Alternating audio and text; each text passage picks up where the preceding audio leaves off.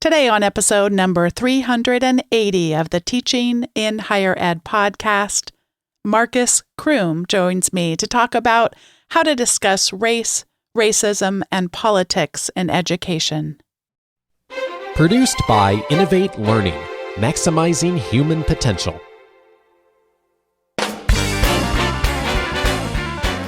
Welcome to this episode of Teaching in Higher Ed. I'm Bonni, and this is the space where we explore the art and science of being more effective at facilitating learning. We also share ways to improve our productivity approaches so we can have more peace in our lives and be even more present for our students.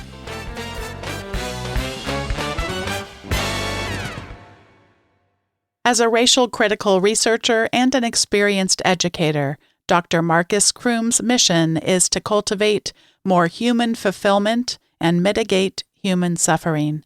This means that he uses research and experience to help individuals and groups develop racial literacies and thereby advance the justice, anti-racism, diversity, equity, and inclusion efforts of schools, universities, businesses, organizations, and communities. Publications from Dr. Croom's scholarship include Real Talk: How to Discuss Race, Racism, and Politics in 21st Century American Schools, Black Lives Matter Panel, A Generous Invitation to the Archive, co-authored and published in Literacy Research, Theory, Methods, and Practice, a case study from Barracoon, the story of the last black cargo, with practice of race theory, published in the Journal of Negro Education. If Black Lives Matter in literacy research, then Take This Racial Turn, Developing Racial Literacies, published in the Journal of Literacy Research, and many more, some of which you'll hear about in this episode and can learn more about on the show notes page for this episode at teachinginhighered.com/380. But for now, please join me in welcoming to the podcast Dr. Marcus Croom. Marcus, welcome to Teaching in Higher Ed. Thank you. I'm thrilled to be here with you, Bonni. The bio that I just read really struck me in my gut, and especially this part from it that I'd love to have you talk a little bit more about. The part I read that really struck me is that you are about cultivating more human fulfillment and mitigating human suffering. Would you share about that, Marcus?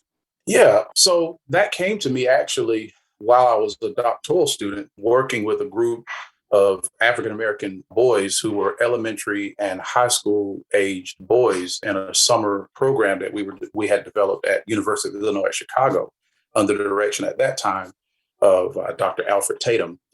And so since that time of kind of crystallizing what is my mission, what is my work about, it's come, all the way into understanding my scholarship, the way that I live my life.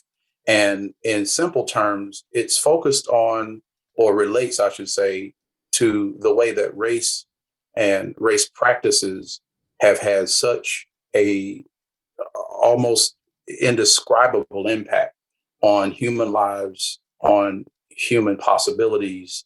I mean, you really can't wrap your head around the way that race and race practices, especially practices that are harmful and to not to good effect, have impacted lives. And so when I say more human fulfillment and mitigating human suffering, I do think about it in broad terms, but I am thinking specifically about the way that race itself has had such an effect and such a role on determining human fulfillment in ways that it really didn't deserve to, and certainly creating harm, creating suffering that was not deserved because of racial rationale. So that's kind of a quick way to talk about it. In your book, very early, you have two epigraphs. Would you read them for us? Sure, happy to do that. So these two epigraphs are from Dr. W.E.B. Du Bois. So I began the book this way. The first one was written in 1903. He wrote, "The function of the university is not simply to teach breadwinning or to furnish teachers for the public schools or to be a center of polite society. It is, above all, to be the organ of that fine adjustment between real life and the growing knowledge of life, an adjustment which forms the secret of civilization. And the second epigraph was written in 1906. A lot of people think about Du Bois's 1903 publication, The Souls of Black Folk, but he went on to write a great deal after 1903. So in 1906, he wrote this: either the United States will destroy ignorance, or ignorance will destroy the United States. Thank you. And a lot of, I know you already touched on this a little bit, a lot of being able to cultivate more human fulfillment and being able to mitigate human suffering comes down to racial literacies. Would you talk about what racial literacies are and when or when not we actually reach the end of this? Are we ever fully literate, or is this continuous work? Absolutely. Yeah. So it is not something that we kind of check off or comply to and move on. That's not at all the way it works. I want to start by making clear that racial literacies is not new. The term itself is new. It's something that I'm adding to the literature and hopefully to human knowledge and the way that we understand and make sense of the world. But racial literacies itself is actually something that goes way, way, way, way back. We see evidence of it. I just published recently in 2020 a case study about the life of Kosala, also known as Cujo, in Zora Neale Hurston's own research that she actually completed in the 1930s, but the work wasn't published until 2018. We see evidence from the life of Kosala of him practicing and demonstrating racial literacies. We certainly see it in the work of Dr. Du Bois, Carter G. Woodson, Ida B. Wells. I mean, the list goes on and on and on. There are musicians that evidence the practices associated and that are included in what I define as racial literacies. And so I want to make that point very clear that when we talk about racial literacies, we're not talking about something that just, came to be in the 21st century or the 20th century. It's not something that just came to be in response to the horrific murder of Mr. George Floyd and all the other kinds of things that we're wrestling with right now, or even January 6th. It's not a recent thing. This is an ongoing thing. And what we mean by racial literacies is when we think and do race for good and not harm. When we think and do race in ways that nurture and support human beings rather than harm and undermine human thriving, undermine human potentials, and so forth, human dignity, etc. The title of your book resonates with me for so many reasons, but one that really starts at the very beginning is that it has a question mark in it. And the question mark comes after something you call real talk. Would you say what real talk is, and how would we know if we were doing it or not? Yeah. And so the title is, there's a couple of ways. You could think of it kind of as a double entendre, sort of. So real talk goes back to discourse communities that I'm familiar with. And I talk about my own life and my own history and kind of how I came to write this book in 2021 as a Black male from the South, groomed in Black worlds and Black spaces, Black legacies of excellence, historically Black colleges, universities, all those things, the language, the beautiful gems and treasures that we have had passed down to us as African Americans, all of that is sort of kind of encapsulated in that term real talk. For those who are familiar with that discourse community, they'll recognize it immediately. But then the other way to think about real talk as a question is because it's actually the end of the very first line of the book. I literally asked, are we going to have a real talk? So it's the last two words of a question because it really is open for us to make the decision about. And that kind of gets into how I think about race and race practice. It's up to us to think and do race in ways that are beneficial and are good, as opposed to doing race in ways that are harmful or to ill effect and ill consequences. So it's a kind of a double meaning there. I'm revealing my own linguistic background and my own community and my own cultural connections, but I'm also raising a really important question that really, again, is a very old question. As Du Bois's epigraph points out, this is not the first time the United States of America in particular, and if not, the world, has been asked to really face some real truths and real facts with veracity, with honesty, with courage. And so I'm a part of that grand tradition that's here to do it again. I had the honor of getting to work with 13 new faculty members at my university this past week. And we had such a rich conversation. And it came out of the area having to do with self-efficacy and a sense of belonging in the classroom.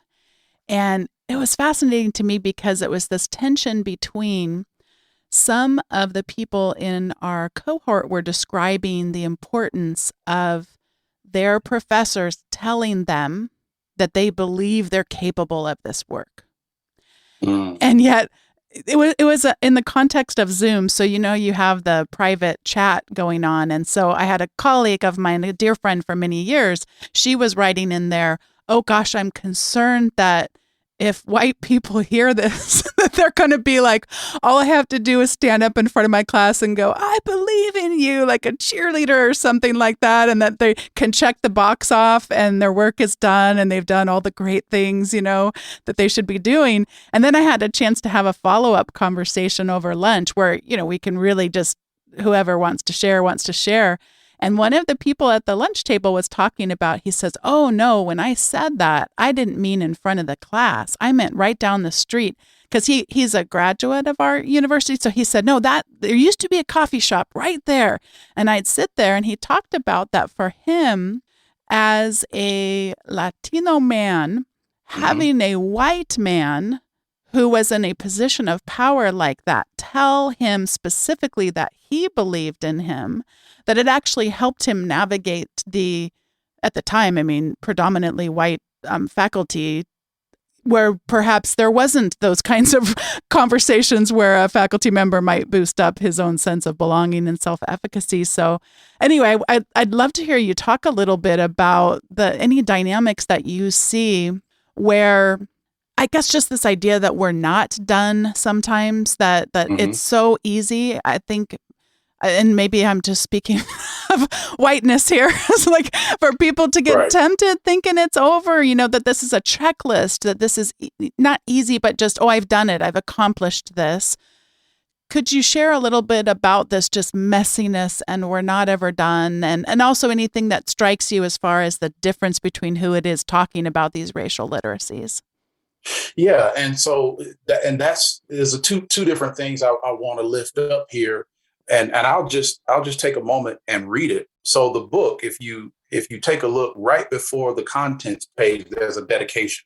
And the dedication reads this way: racial literacies and post-white futures for us all. And the important thing about that is when we think about what it means to be post-white, what you have to understand is that there has historically been two broad ways that Black, Indigenous, people of color, there's a few different ways that we talk about people who are not regarded as racially white. There have been two broad ways that we've typically talked about them, thought about them, imagined them in human history, and specifically the United States. One is according to the deficiency philosophy, and it really means exactly what it sounds like, where, and this is also a quote that I can, draw on later, that's also in the book from Du Bois. But everything that is the worst, the pathological, the mindless, the non-literate, all those horrible stereotypes, all those horrible fake ideas about what it means to be Black, for example, or what it means to not be white more broadly, all of that is encapsulated under this deficiency philosophy. And it showed up in so many different forms and in so many different ways across medium, across texts. It's a pervasive idea. And so that's important to kind of lay out there, because there's another perspective or philosophy that categorically rejects the deficiency philosophy, and that's the vindicationist philosophy. And we see evidence of that, as I said before, in Du Bois's work, Woodson, and many, many other scholars over many years, long before critical race theory came about, and all these other kinds of things, multiculturalism, all that stuff. The vindicationist philosophy predates all of that and really is the antecedent out of which all of that, later work would arise, even if people don't necessarily know that history. And so when I write about that in my publications, I make the point that we have to reorient ourselves out of every form of the deficiency philosophy and into instead the post-white vindicationist philosophy. And the post-white is important because it's important to not only to be vindicationist, but also to decenter the idea that white and whiteness is the norm, is the standard by which we should guide ourselves, judge ourselves, that we should aspire to. And we do this in all sorts of ways. We do it certainly in terms of beauty standards, for example. We do it in terms of what we think a good school or a bad school is, to use a really practical example, right? We do this idea of white and white as above anything that's not white in all sorts of ways. And so the post-white orientation is about rejecting all of that because it never has been true, is the first thing, right? Even though it was made to appear as if it was true, it was never true. Humanity has always been broader and larger than whatever white is supposed to mean at the time. And it certainly has changed over many years. And so the post-white orientation is really an invitation for us to get back to reality, so to speak, and a broad view of human history and a broad sense of what it means to be human, and not this really narrow, limited, false view that's based in, usually 5 European countries, the United States, a very truncated understanding of what it means to be human, a very truncated understanding of what it means to be civilized, literate, and all those kinds of things. So it's a really fundamental and deep shift that this is tapping on. But you can't necessarily jump straight to all of that at first, but it absolutely is important to set from the very beginning that this is a project that's going to ask you to reorient yourself out of ways that you've been socialized into understanding the human beings around you, the world around you, even yourself, and reorient away from that towards something that is far more justifiable, far more true, far more helpful, not only for those who you're interacting with, but even for you. So yeah, this is a project that requires serious attention and a deep engagement to rethink what it means to be human and rethink what it means to be who I understand myself to be. If we are then to engage in some aspect of this project, it's going to take planning. And you talk about that in terms of structure, and then you also speak about it in terms of this is not one event. Would you speak about both of those aspects of planning, both the timing and also the structure? Yeah, and so in the book, the very first step of the Real Talk protocol is to plan. And that planning process is intended to do two things at once. If we have been socialized across all racial groups into certain ways of understanding race and have assumed that racialized logic then begins to tell us about other people, other things in the world, about God, about all sorts of stuff that we think race informs in some way. And really, we believe it informs it in very serious ways, right? Even if it's not necessarily true. If we think like that, then we have to interrogate ourselves. So the planning process is not just planning for the sake of carrying out the real talk. The planning process is also to interrogate who you are. Who is the human being that would like to carry out the real talk protocol? And so have you questioned yourself? Have you examined yourself? Have you addressed whatever assumptions, false ideas, and false notions that may have been driving you up to this point in your life? And so on one hand, it's interrogating and informing the person who's carrying out the real talk, but it's also beginning to shape and structure what is the public issue that I'm going to address, right? What am I actually going to have this discussion about? And then, well, when am I going to have it? What and why at that time? Why am I picking this time to talk about it as opposed to some other time? And again, this is about interrogating yourself. What's going on with you that you want to do this at the time that you set out to do it? Who's going to be involved in that real talk, right? What types of materials will I need? How will I prepare that ahead of time? What are the sources that I'll need to draw upon and all of that? So all that stuff is a part of that planning phase. And you also decide the structure as well to get to the other part of what you're talking about. So am I going to structure this as a class conversation, right? Is it going to be structured in an online environment, a face-to-face environment, hybrid in some way? Is it going to be a team effort where a team of teachers, like say a grade level team, is working on this issue together? Or is it an event? Are we just going to have a school-wide event or an after-school event or whatever? So you decide about structural kinds of things all within that planning stage. But again, it's two-sided. It's to interrogate, prepare, think through, spend time examining the person who would like to do the real talk, but it's also at the same time getting informed, gathering sources, structuring all those things so that by the time you finish that planning phase and you're ready to do your preview step, that's step two, you're ready to do the preview, you've got a really clear game plan for what you're going to do and why. So that, that's why that preview step is important, because as you prepare to actually carry out the real talk, which is, the last three steps is actually where you actually launch and carry out the real talk.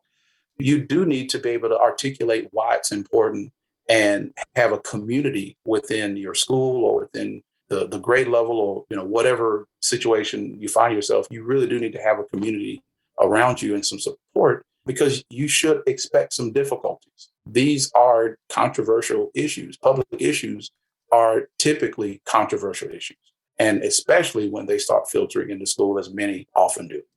So that's the perfect segue then for us to talk about this tension between, if I've got a good plan, I've thought through the structure as you described it, if I've done my homework well on those things, we can't expect that that's going to be enough. And as you said, we need to expect those difficulties yet still persist. And one of the approaches that you talk about, I really could have used probably 15 years ago, because I get scared. I still get scared, but now I just know I have my tools. So it makes me a little bit less fearful, but I still do. It does become, I'm afraid of my own anger in these situations. But then we can get past that when we have an approach that we know we can have more trust in than ourselves. I don't know if that makes any sense when I say it that way. No, it does. It does. I mean, because when we think about other fields, for example, right, let's just use, planes, right? Because as a teenager, I was a part of something called Civil Air Patrol, or CAP. And one of the cool things about being a part of CAP was that you learn how to fly Cessna planes. And one of the things that you learn in the process of, figuring out what it takes to fly a plane safely and so forth is that you have a checklist. Mm-hmm. You use a checklist to go through everything you're supposed to do to make sure, like, for example, is the gas mix okay? Have I checked the wheels? Have I done, so you go through all, then you yell prop clear, you have all these things that you do to make sure that the process of starting the plane, taking off, flying and landing works well. Same thing happens in medicine and other fields. So the real talk protocol, I absolutely understand your point. Yes, I want to rely on a protocol, a systematic approach that's laid out, rather than simply relying on off the cuff or less well thought through or spelled out kinds of approaches that can go left, if you will, pretty quickly if we don't have something to really guide us and, help us to remember this, that, or the other details. We're trying to do this important work. Oh, thank you so much for saying that. I really appreciate the connection with the preciseness that a checklist has, and also that it can override whatever may or may not be going on in our own brains. Because I do think some of this is kind of like my own default settings, because at this point it's not about you, it's about them. And so it's like, shut that part of my brain off that, goes into the rage and is fearful of that rage, and then turn the part on that's going to be more helpful in both the short and the long run. And to that end, one of the things on my own checklist I wish I would have had back then when I had so many failures around these things is this idea of a pin up and return. Could you talk about what that is and why we might want to use it?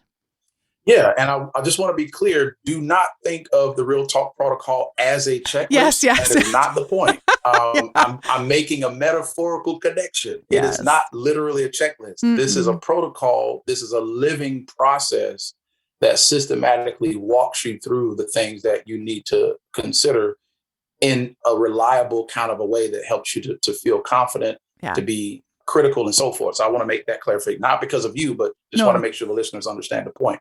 So yeah, so getting to the pin up and return, that's really a key item that I think calls out something that sometimes people kind of know, and some people probably do it in ways that they don't necessarily call it that. But it's so vital to understand the difference between concluding a real talk and resolving a public issue. Those are not the same thing. And on some level, I think a lot of educators and a lot of people broadly kind of get that. But to have it really explicitly laid out that, listen, you're going to plan this conversation and expect that at some point in some way, you're going to have to end the conversation. But it's not going to be a haphazard, willy-nilly end. It's going to be a thoughtful end that creates the possibility for us to return to it. Because in all likelihood, by the nature of it being a public issue, by the nature of many of these public issues existing long before any of us were born, what's the likelihood that we're going to bring it to a resolution in one conversation, or even in some cases, a series of conversations, right?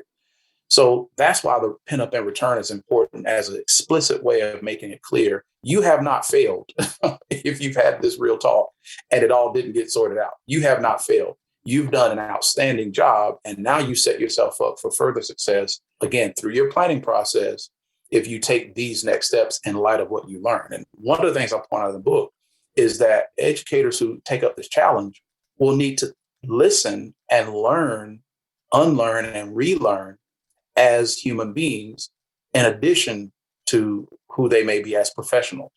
So you're going to listen and learn and process during the real talk, along with the participants that you're having this with. So certainly teachable moments will absolutely, you're going to be alert to the possibility of teachable moments that popped up outside of whatever you had planned to say or whatever you had planned to address or whatever the structure had planned to be. You're going to respond to that. That's good teaching and learning. At the same time, you're also going to know that this is not finished. We're not done with this, but we do have to close because, either the bell is about to ring, right? Or we've only allotted an hour to talk, or whatever the reality is on the ground that creates an endpoint that you've got to address and respond to. But that doesn't mean that we're done with this. And so that's why it's important to understand this is not a checklist, but it is a protocol that sets up the possibilities and the conditions for success if you use it. It's somewhat, you talked about you used the word confidence, that a tool like this can give us some more confidence. And part of that to me is knowing that I'm part of a larger system. So when we collaborate as colleagues and we have the real talk together on a regular basis and are able to recognize our smallness in it, but small steps through multiple people can add up to a lot.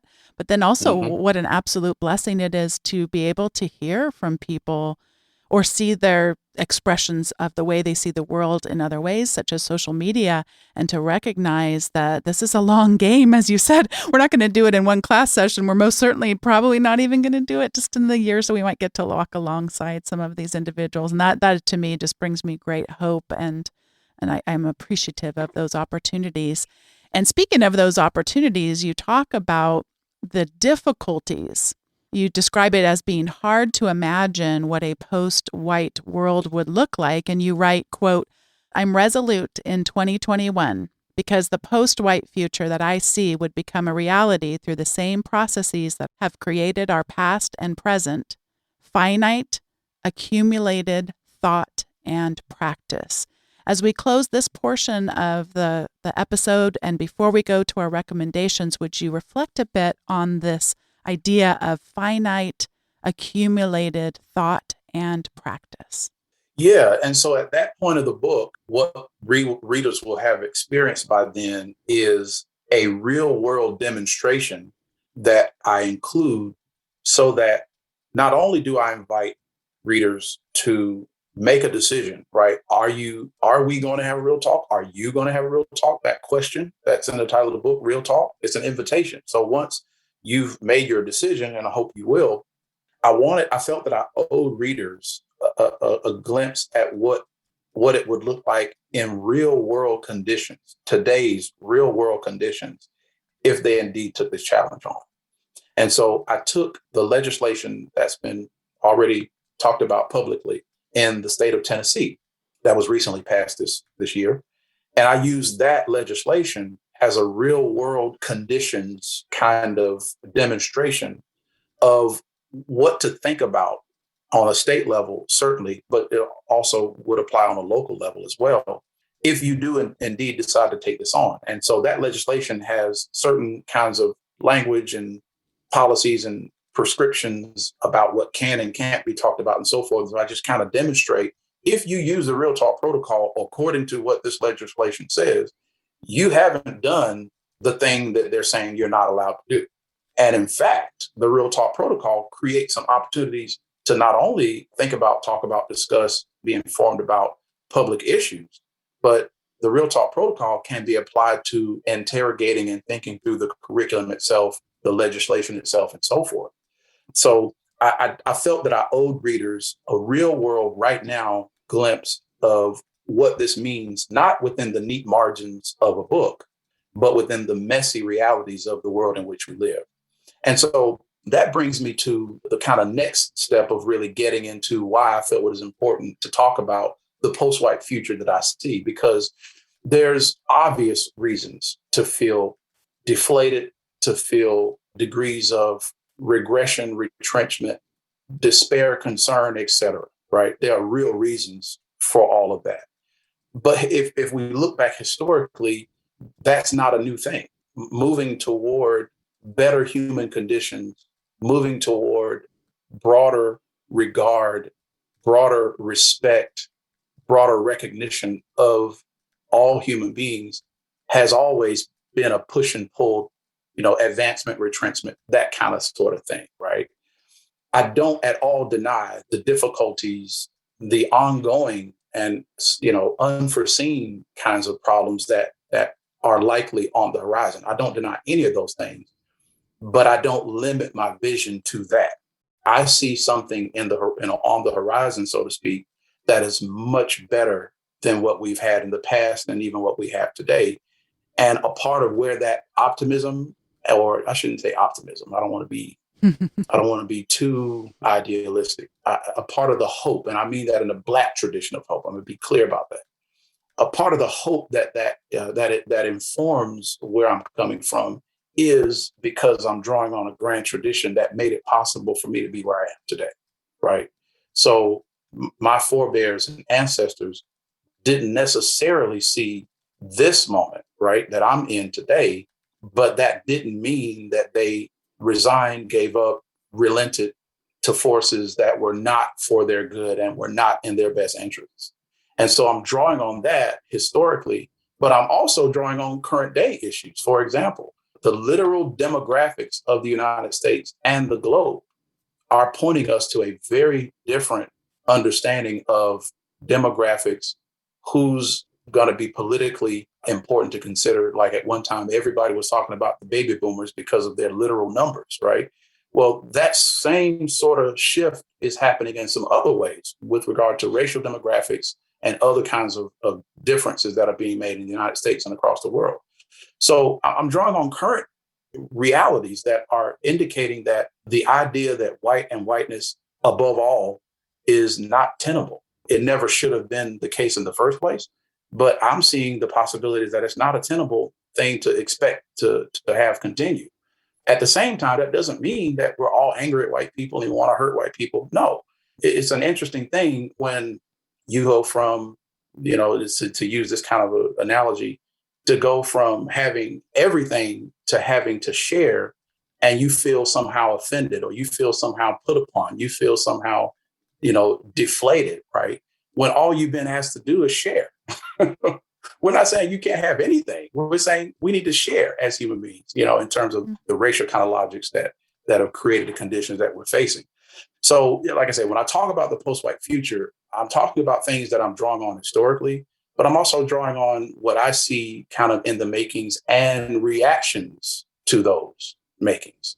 And so that's the reason why, again, I'm resolute about what the future holds, because I really do believe that our racial past and our racial present doesn't have to be our racial future. I don't know if it will change. I don't have a crystal ball, but based on how I theorize race and how I understand the world, there's absolutely nothing stopping human beings in the United States, especially, from making a different racial future than our racial present or our racial past. There's nothing preventing that except us, if we choose. And that's, again, why the book is an invitation. It's a question, right? One concrete step that we can take toward that different racial future is to begin to have a real talk about what is, as opposed to validating and somehow giving credence to unreal talks. This is the time in the show where we each get to share our recommendations. And my overall recommendation has to do with puppies. Not really literal ones, but figurative ones. I'd like to invite everyone to evaluate your puppies. So my colleague Renee Brathwaite, who's actually been on the show before, he told me a joke or a reference that I had not heard, but he says he's heard all the time. He grew up in Barbados, so he says if maybe it came from there or what have you.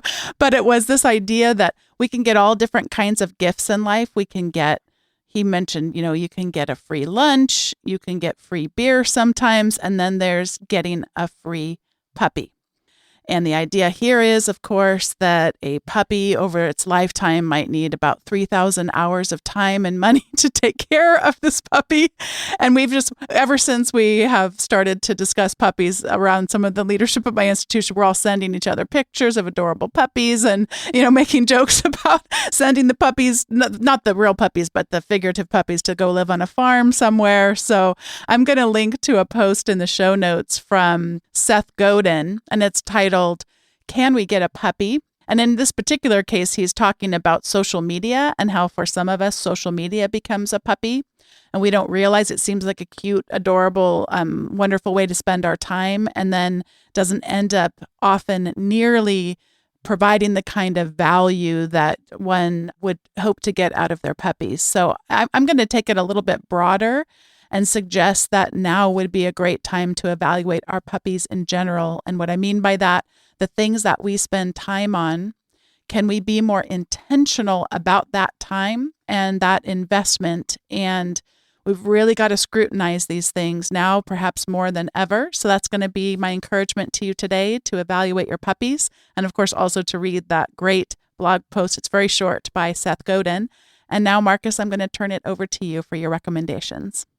So I'm going to start with, at my university, Indiana University Bloomington, Shannon Sipes, through the Center for Innovative Teaching and Learning, has been providing an annual summer reading list for the past 5 years. And so I'll provide all these recommendations to you, Bonni, so you can provide the click through for the links.